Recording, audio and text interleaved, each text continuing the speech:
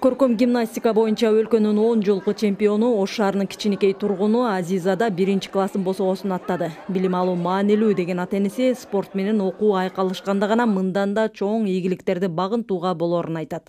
Билимге буюрса көп басым жасайбыз деп ниеттебин. Параллельно албетте ошол көркөм гимнастика боюнча калтырбай такай барабыз деп аракеттебиз.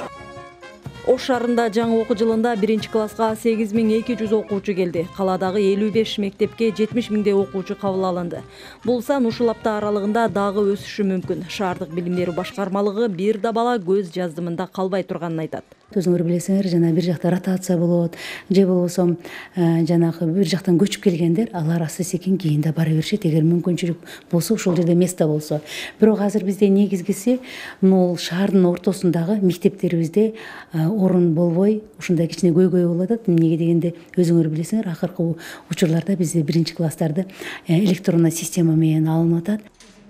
Орун тартыштыгы орус тилдүү мектептерде басымдуу. Нормадан 3-3,5 эсе көп бала кабыл алган мектептер бар.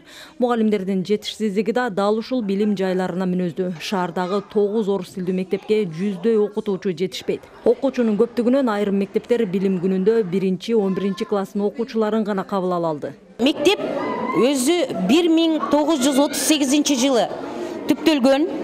Быйыл 83 жылкы эшигин ачып жатат. Мектеп 1100 орунга ылайыкталса, учурда 3870 бала. Бул деген 3 барабар, 4 барабар көп деген. Мурдагыдай эле мектепке болгон талап суроо абдан көп. Балдарыбыз дагы эле 3төн, 4төн отурган учур кездешүүдө. 3 сменде жүргүзүлөт өзү. Быйылкы жаңы окуу жылында Ош облусундагы орто мектептерге 386 жаңы мугалим кабыл алынды. 21 миңден тегерегинде жеткинчек 1-класска барды. Мектептердеги мугалимдердин жетишсиздиги 15%ды түзөт. Дубанда 551 мектеп, 230 миңдин тегерегинде мектеп окуучусу бар.